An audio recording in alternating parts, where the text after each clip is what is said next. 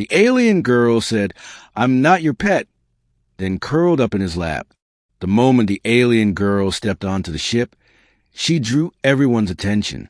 Bright teal skin, soft bioluminescent freckles along her cheeks, and hair like silver vines that shimmered with every motion. She looked like a dream conjured from deep space, but her eyes were sharp, observant, defiant, and always wary. Commander Jace Harlan had seen his share of strange species during the Outer Border Reconciliation Program, but none quite like her. She was the last of her kind, a diplomatic gift, though calling her that felt wrong, from a planet desperate to end its century-long war. She had a name, though few could pronounce it, so she allowed them to call her Vera. The first week aboard the vessel Sentinel Ray was tense.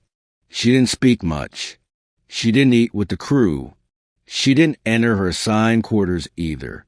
She simply sat in the observation deck for hours, staring at the star trails through the glass.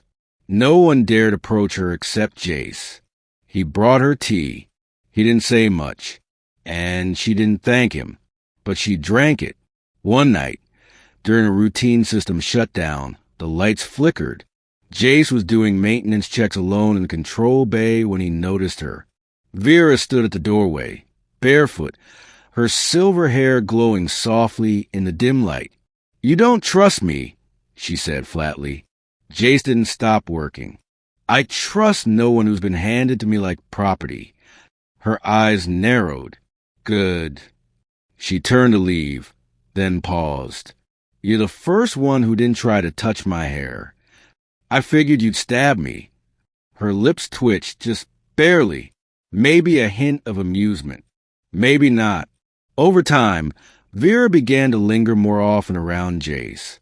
She asked strange questions. Why do humans laugh when they hurt? Why do you hold funerals and not just let the dead drift? Why do you sleep curled in cloth nests like wounded animals? Jace did his best to answer. He even told her a few things about himself. How he had lost his brother in the mines of Taurus V. How the war had made him cold. How he didn't know how to live in peace. She listened, sometimes too intently.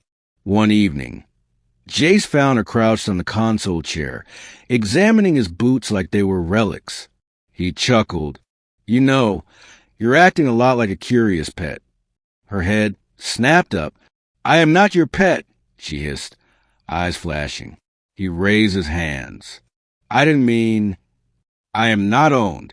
I was not given to you.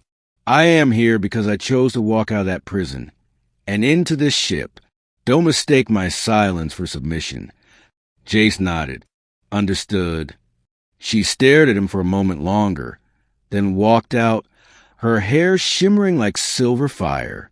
That night, she didn't sleep in the hallway outside the observation deck like she usually did.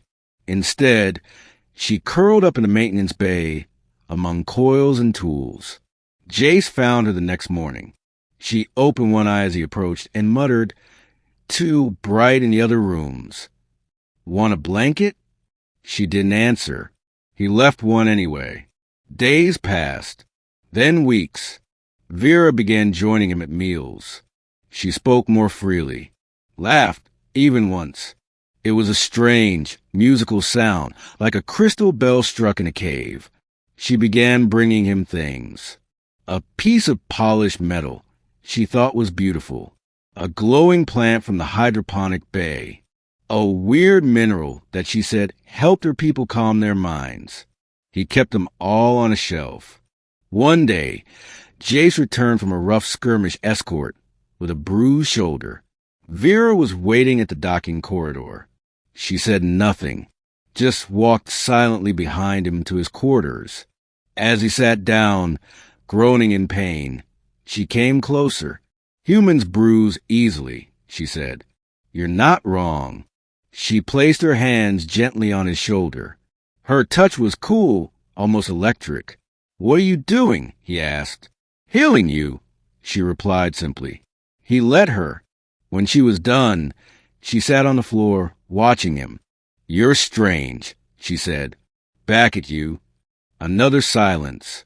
Then she said very softly, I am not your pet. I know. But can I stay close to you?